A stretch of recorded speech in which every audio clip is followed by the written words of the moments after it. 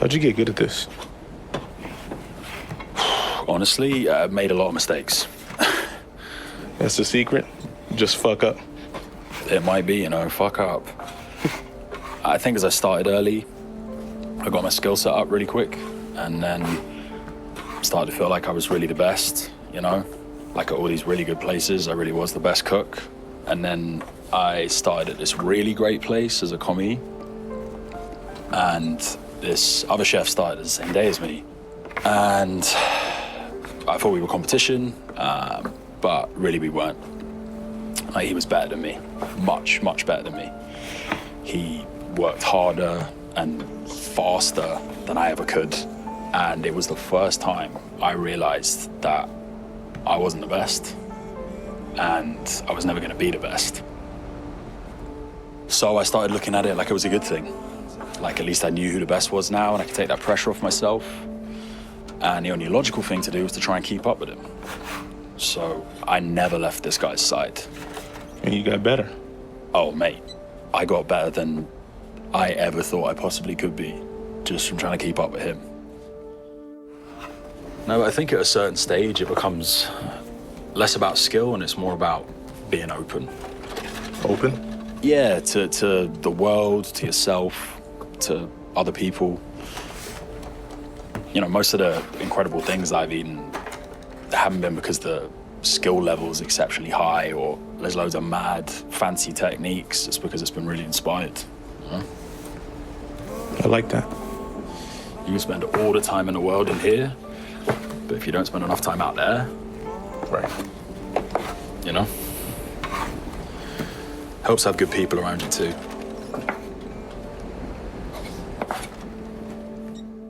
Where you were asking earlier on about, you're working at a video store. Did you ever think, when did you start thinking about making your own stuff?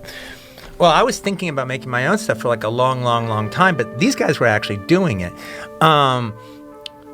But there is the truth. While I thought about it for a long, long time and always figured I would do that eventually, I did fall asleep for a few years. It was because working at that store, I just got caught up in the little life there. And it was, it's interesting because, you spent your 20s going to comedy clubs and, building a career. So I'm spending my 20s there. And, well, it's one of those things where it's like, well, this isn't my dream. This isn't what I wanted to do, working at a video store for years. I wanted to actually make movies. It's not my dream, what I'm doing. But it's dream adjacent. It's close to my dream. It's close to my dream. I get to watch movies all fucking day. I get to talk about movies all fucking day. I don't have to work at a pizza parlor. I'm not delivering pizzas. I'm not busting ass as a bartender. I'm not busting ass doing menial jobs. I mean, this is the kind of job I'd do if I'd go to the store if I wasn't paid to go to the store.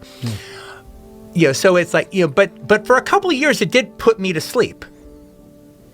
It did kind of put me to sleep. It put my ambitions to sleep for a little bit because I was happy enough. Yeah. I was happy enough. And just like one of these days, Right, but you didn't have the fire. I didn't have the fire. And when I eventually got the fire back again, and it was a life-changing thing. It was a life-changing day. It was... we had a buddy of ours named Steve-O. Yeah. And he was one. We had different living arrangements, and at one point in time, me and Steve-O were living in the same house together, renting in the back towards the back of the store. The dude house. Yeah, it was where everyone would hang out. And but now Steve-O was older than the rest of us, so he was about almost 5 years older than us, but he didn't seem like it. He was a young guy. Yeah, 5 years younger mentally. Yeah. Or emotionally. Yeah. And, so he hits 30, and he starts changing. He starts changing, drastically. He was one of the funniest guys I ever knew, and he was this really, really funny stoner dude, and really cool. And all of a sudden, he's angry about things. jokes, and now he's not quite as funny, and now he's got this issue. And so we're roommates, and there's this one night that he's kind of disgusted with his life, and he starts ranting, and he's describing a situation that was very common if you were a kid growing up without a degree or anything in the 80s, especially in California, where it's like you can't get any really good jobs, but like you could work at Licorice Pizza. And if you're an okay employee, you could like work at Licorice Pizza for a couple of years, and maybe you could even become assistant manager or a manager, and maybe they send you to another store, and maybe you work there for 3 years, and that's really great. But then, all of a sudden, the district manager doesn't like you. You run afoul of somebody higher up in corporate, and all of a sudden, next thing you know, you're fired and you're out in the street. Again, it's management. Yeah. Okay. And so now you've just spent 3 years at Licorice Pizza. Now you could get a job at TRW or some place that's like a real job, or those are kind of hard to get. But you can work at Warehouse Records and Tapes tomorrow because you just had 3 years at Licorice Pizza. Same thing with Wild West Clothier, same thing with Miller's Outpost, same thing with any of these kind of stores. Next thing you know, you're 28, and the only jobs you've ever had are minimum wage jobs behind a counter that were designed for kids to pay for their gas. Right. And you've like spent your entire 20s doing that. And then you start getting bitter. But he was not just bitter about the job aspect of it. I knew oh my God, he's telling me the truth. I'm learning something here. Because he goes, Quentin, you think that we're this really great team, we're this really great crew. Well, we are. I mean, to that time of your 20s, we're like your group of friends or your family, And I'm like, well, we are. Quentin, at 20, I worked at South Bay Cinemas, and I hung out with a bunch of guys just like you, and some girls there too. There was a bunch of guys just like you. And then I stopped working at South Bay Cinema. Then I worked at Miller's Outpost, and hung out with a bunch of guys just like you, and we did everything just like we do. We went to movies together. We went out and we dated amongst the girls there. Everything. Yeah. Then I worked at Licorice Pizza for 4 years with a bunch of guys just like you. I've wasted my life hanging out with a bunch of guys just like you. And they all go away at a certain point. And I realized this guy's kind of telling the truth. He's showing me a truth about him. This is coming from somewhere. And then all of a sudden, he still hung around us. He still liked us. But then he started making it a point to touch base with some of his high school friends that were still around. So he's not just hanging out with guys 4 years younger or 5 years younger than him. Anyway, I'm turning 25 around this time. So I'm having my own little, what have I done with my life so far? So far, fucking nothing. So I'm having my own little anxiety hitting 25, but I'm seeing what it's like 5 years from now. Yeah. When you turn 30. Yeah, window to the future. When you're turn 30 and you're in this situation. And there was like one night that I had what I used to call, I would do it every once in a while. I haven't done it in a long time, thankfully. I would have a Quentin to Test Fest where I'd stay up all night long, and rather than give myself excuses, I would look at everything that I'm fucking up in my life or everything I'm not doing or whatever, and just not give myself any fucking excuses out. Just like nail it. And I would spend like all night laying out everything I'm doing that's wrong, and then I would spend the last 2 hours figuring out how I can change it.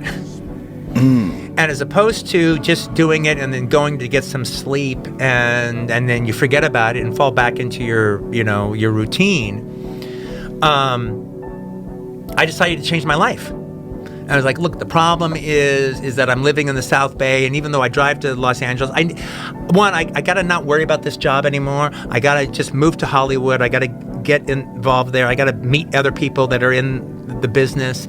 And if I have to work manpower jobs, where you just work like 4 days at this place and 4 days at that place, well, then that's fine. And by the way, I shouldn't be making money until I'm making money doing what I want to do. And not that that was ever a danger. All right, but